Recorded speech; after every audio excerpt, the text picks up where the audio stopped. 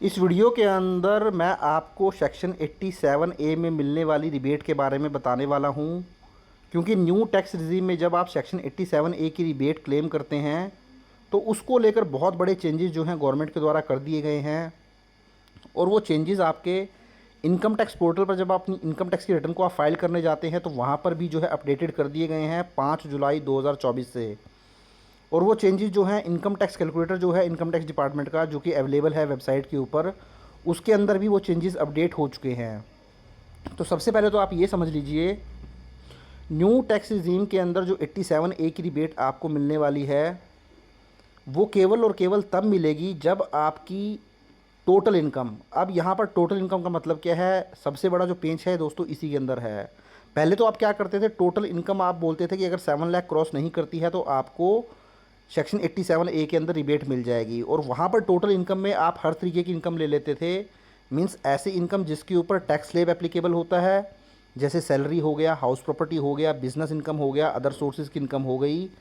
तो इस तरीके की इनकम के ऊपर टैक्स स्लैब एप्लीकेबल हो जाता है। और वहीं आप उस इनकम के अंदर स्पेशल रेट की इनकम भी ले लेते थे। स्पेशल रेट की इनकम का मतलब है जैसे शॉर्ट टर्म कैपिटल गेन हो गया, उसके ऊपर 15% टैक्स लग जाता है। लॉन्ग टर्म कैपिटल गेन के ऊपर 10% टैक्स लग जाता है। आपने कोई ऑनलाइन विनिंग की गेम्स पर, उस पर 30% टैक्स लग जाता है। लॉटरी, क्रॉसवर्ड पजल है, उसके ऊपर आपका 30% टैक्स लग जाता है। तो जिसके ऊपर स्पेशल रेट लगता है 10%, 15%, 30%, 20%, ये आपकी इनकम स्पेशल रेट की इनकम कहलाती हैं।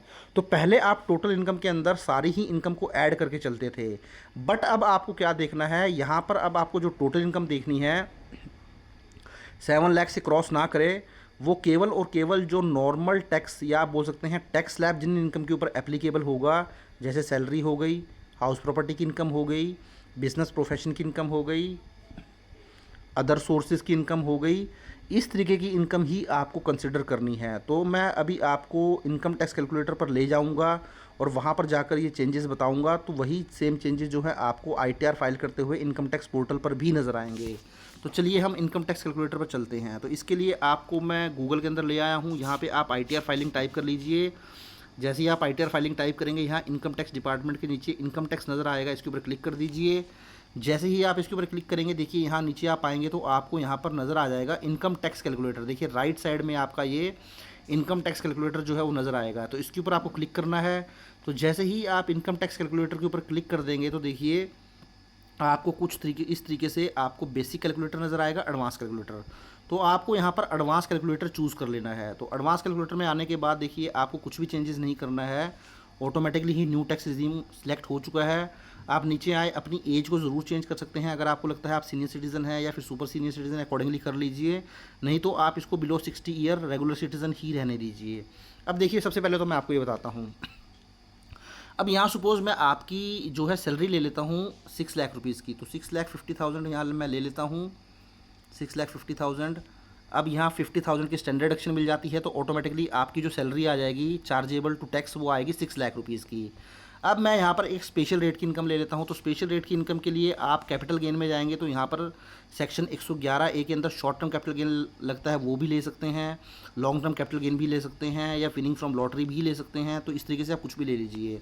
तो यहाँ मैं income under the head sources में आके विनिंग फ्रॉम लॉटरी और क्रॉसवर्ड पजल ले लेता हूँ, क्योंकि उसके ऊपर 30% टैक्स लगता है। तो इसको मैं 2 लाख रुपीज़ की इनकम मैं ये वाली ले लेता हूँ। तो जब मैं ये 2 लाख रुपीज़ की इनकम लूँगा तो देखिए अब आपकी जो टोटल इनकम है वो 8 लाख रुपीज़ हो चुकी है।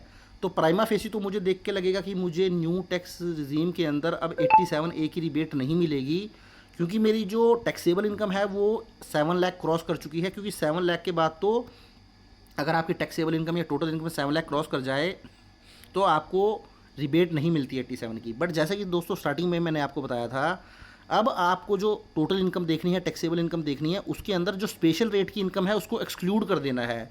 क्योंकि स्पेशल रेट की इनकम के ऊपर आपको रिबेट नहीं मिलेगी, तो उसको एक्सक्लूड करके आपको देखना है कि 7 लाख आपकी इनकम क्रॉस तो नहीं की है। तो अब आपकी जो टोटल इनकम है 8 लाख है, उसमें 2 लाख रुपीज़ की स्पेशल रेट की इनकम इंक्लूड है, तो आप इसको लेस कर दीजिए, तो आपकी जो बैलेंस इनकम बचेगी वो सैलरी की इनकम बच जाएगी 6 लाख रुपीज़, जो कि 7 लाख रुपीज़ से कम है। तो इस तरीके से देखेंगे आप, तो आपकी जो नॉर्मल इनकम थी सैलरी की 6 लाख रुपीज़, उसके ऊपर टैक्स लगा नॉर्मल रेट से, मीन्स जो आपका इनकम टैक्स का स्लैब है न्यू टैक्स रिजीम में 3 लाख तक कोई टैक्स नहीं लगता, 3 to 6 5%, 6 to 9 10%, 9 to 12 15%, 12 to 15-20%, और इस तरीके से वो वाला टैक्स स्लैब यहाँ पर एप्लीकेबल हो चुका है। तो उसके अकॉर्डिंग 6 लाख रुपीज़ के ऊपर 15,000 का टैक्स निकल के आया है। अब जो 2 लाख रुपीज़ की मेरी स्पेशल रेट की इनकम थी उसके ऊपर देखिए 30% टैक्स लग चुका है, जो कि बनता है 60,000। तो आपकी जो टोटल टैक्स आ गया रिबेट से पहले वो 75,000 आ चुका है। बट देखिए यहाँ पर आपको सेक्शन 87A के अंदर 15,000 की रिबेट मिल गई है। तो वो 15,000 की रिबेट क्यों मिली है आपको?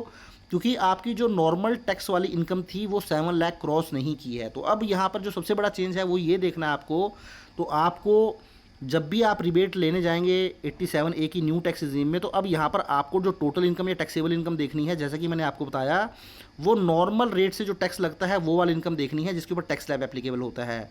और टैक्स स्लैब एप्लीकेबल जो होता है वो मैं आपको पहले ही बता देता हूँ, सैलरी के ऊपर होता है, हाउस प्रॉपर्टी से कोई रेंटल इनकम है उसके ऊपर हो जाता है, अदर सोर्सेज की इनकम इंटरेस्ट हो गया, डिविडेंड हो गया, उसके ऊपर एप्लीकेबल हो जाता है, आपका कोई बिजनेस है, प्रोफेशन है, उसके ऊपर एप्लीकेबल हो जाता है।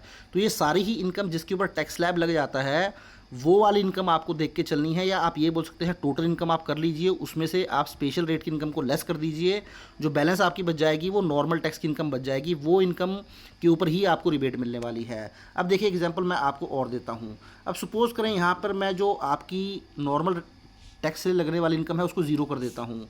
तो अब आप यहाँ पे देखिए आपकी जो टोटल इनकम है, gross total income 2 lakh, deduction कुछ है नहीं, तो आपकी टैक्सेबल इनकम अब देख सकते हैं आप 2 लाख रुपीज़ आ चुकी है। तो अब देखें आपकी इनकम 7 लाख से बहुत ज़्यादा कम है, केवल 2 लाख रुपीज़ है, बट इसके बावजूद भी देखिए आपको किसी भी तरीके की रिबेट यहाँ नहीं दी गई है।